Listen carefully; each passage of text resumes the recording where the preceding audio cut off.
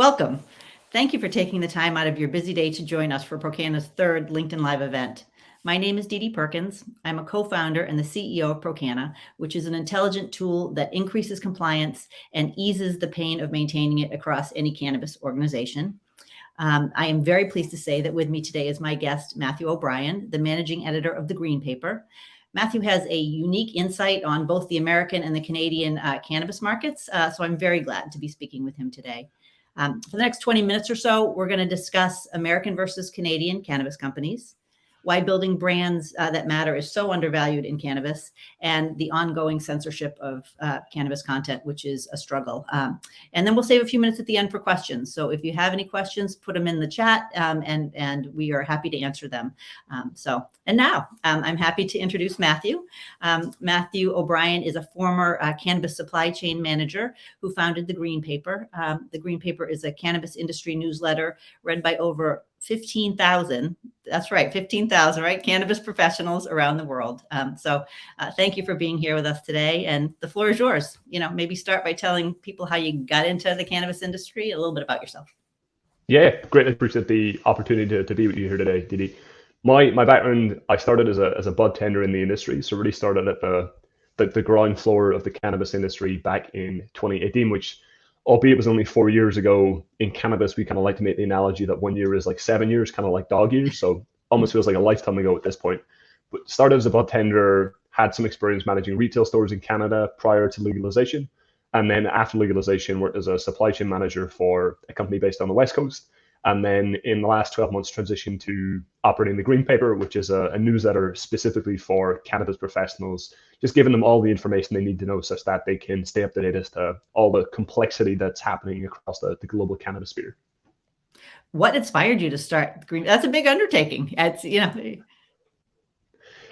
a big undertaking indeed. And I think there's a certain element of like, in your youth, everything seems possible until you actually go to do it. And then once you actually are like in the midst of doing it, you're like, okay, I probably underestimated the complexity associated with doing this the right way. But nonetheless, we in the cannabis industry, I think in general, are very much building the plane as we fly it. So for myself, was never really a stranger to, putting myself out there and seeing if I could do something which I perhaps didn't necessarily have the skill set ahead of time, and just picked it up along the way. So for me, to answer the original question, I never felt that there was a newsletter or any sort of content that was specifically being provided for cannabis professionals as a cohort. I thought there was a lot of good content that was being produced from a compliance standpoint, a lot of good content being produced that was offering insight as to what was happening on the regulatory standpoint.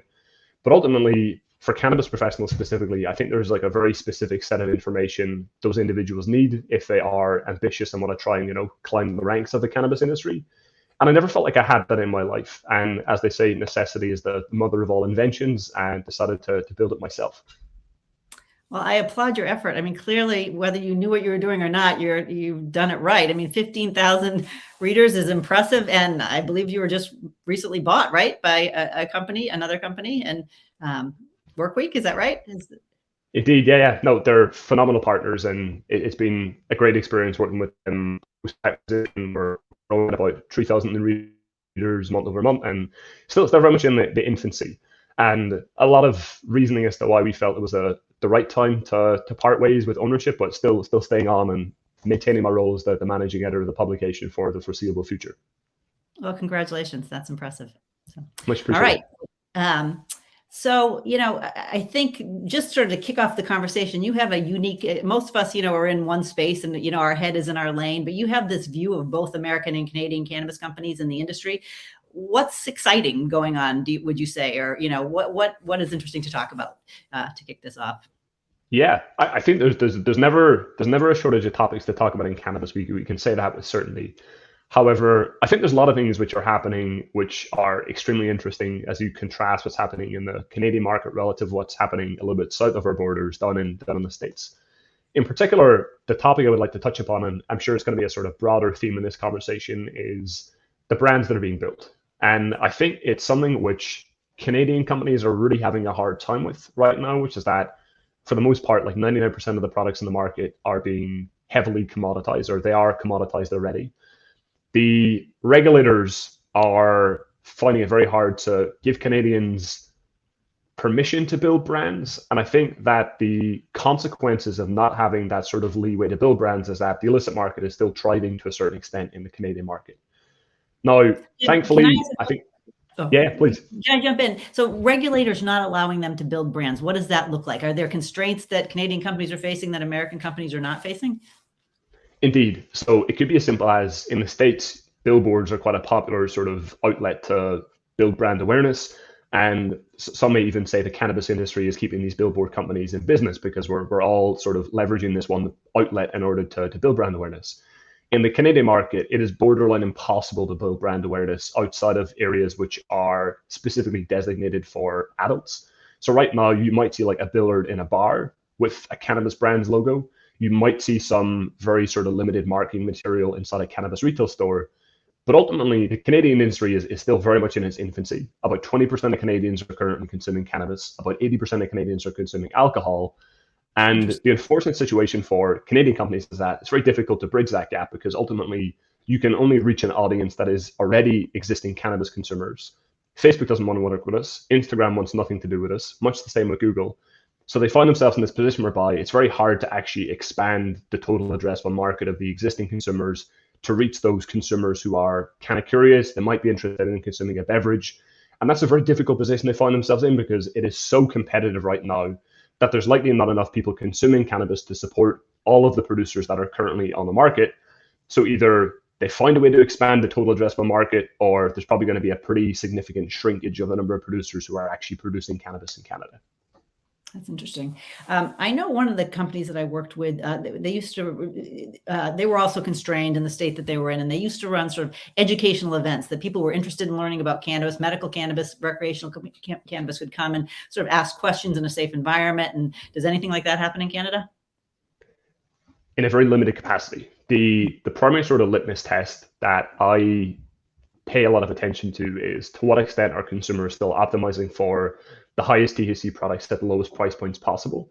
To me, that is a very sort of strong signal which indicates a market is very much in its infancy. If a large sort of cohort of consumers are still using that mental model to determine which products to purchase. I think we've seen in California, there's been like a slight shift whereby consumers are now starting to wake up to the fact that there are other molecules in cannabis besides THC alone. In Canada, it still very much feels like that shift has yet to occur. And I think that presents the opportunity because to your point, like there definitely is opportunities to provide these types of events and remain fully compliant. However, the problem a lot of producers find themselves in is that they're operating on these 90-day time horizons. A lot of these companies went public far too early in their life cycle. And now they have to, demonstrate to the public markets on a 90-day basis that they are, producing profits, which none of them are. And unfortunately, it very much is constraining them to optimize for the short term, which is again having this very sort of profound negative impact on their ability to succeed in the long term. Would you say price is a big factor in the Canadian market right now? And is it, well, you said the products are being commoditized, so price Right. is dropping. That's happening here too in the United States, but Price is dropping fast, which is very interesting because I'm sure we're all aware, inflation is ravaging the economy right now when the prices of just about all the goods in our lives are currently rising, with the exception of cannabis, which is interesting because, labor costs have remained the same. The cost of producing cannabis has remained the same.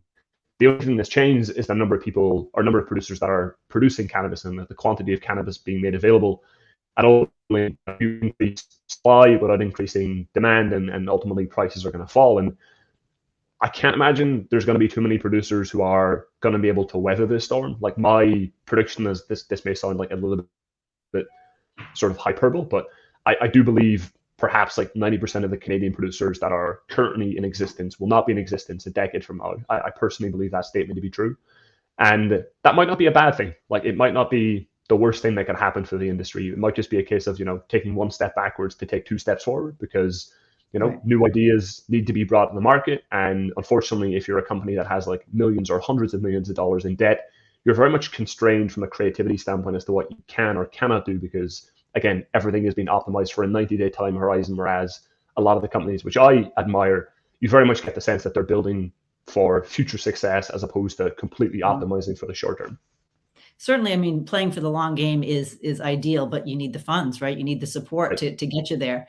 I think I read in one of your articles you were talking about how mergers and acquisitions. Um, I think you said instead of really building their brand, companies were, can you speak to that a little bit about how that? And I think you made a statement which I definitely made sense to me. It resonated that these companies are merging or being acquired, and then there's too many cultivation facilities and not enough Right. true brand building.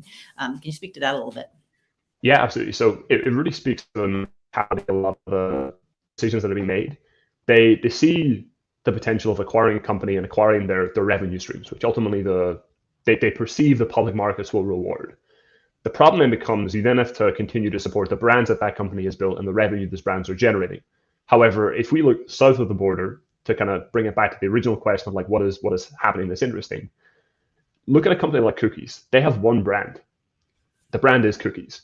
If we were to look at, say, Canopy Growth or Hexo or Tilray, I've actually lost count of the number of brands that they're building, which from my standpoint makes it impossible for any of these companies to succeed in building any sort of meaningful brand equity in these brands because they're constantly just creating new brands. And unfortunately, it's almost like self cannibalism in the sense like they're actually diluting their own market share every time they release a new brand because they're actually competing against each other because they're producing brands that are in producing multiple brands within the same category. Yeah. Whereas if we look to the States, I think a lot of the companies that are really finding success have realized less is more. And unfortunately, for a lot of the Canadian companies, I think they're really having a hard time arriving at that realization. Tantalus Labs is one company I'll give a call out to. They made the decision, which was sort of seen as sort of somewhat contrary back 2 years ago, and they decided we're only going to build one brand. And seemingly, I think the company has like doubled their market share in the last 12 months. At the same time, whereby I think the top 5 producers have lost their market share has declined by about 20% in that same period.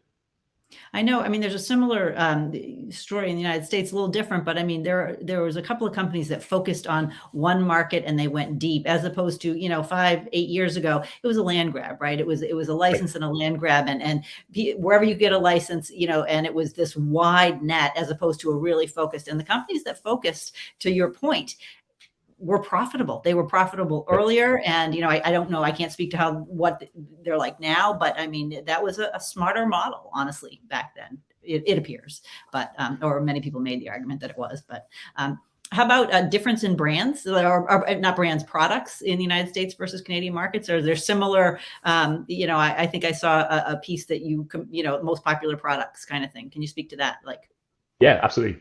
A lot of interesting trends as to like what Canadians like versus what Americans don't like. One mhm. thing which I've found of late is that if you want to know what's going to happen in Canada in 2 years, observe what's happening in the States today. That's very much something which I see to be true, in that in the States, infused pre-rolls was very much a sort of a dominant theme of the past 2 years. That's now seemingly becoming a major trend in the Canadian market. Now, there is like a certain element of like regulatory constraint. A lot of Canadian companies are actually unaware that they could bring these products to market. There's since been regulatory clarity. They can bring these products to market whereby they can, add like live resin to a pre-roll and thus increase the cannabinoid concentration of the product. That's generally a theme I think we're going to continue to see, whereby a lot of the innovation is going to happen in the States and then it's going to be sort of imported into Canada. I think a lot of people thought the opposite would be true, whereby, Right. all of the billions of dollars that Canadian companies were seemingly spending on R&D would have yielded results whereby the products they were producing would be sort of exported into the States. I don't think that's going to happen. I think that there's going to be very limited products that sort of are produced in or conceived in Canada that make their way to the States, whereas I think the opposite is going to be true for the foreseeable future, whereby a lot of the sort of the major trends that emerge in the States are probably going to be brought into Canada. And I think once we're in a more global industry, I think that same statement will be true across the globe. America will likely produce products which will be shipped into Europe. Cookies has already sort of started to pioneer that trend, whereby they're starting to plant roots in that market. So I personally think that will be a major sort of theme of the cannabis industry for the foreseeable future.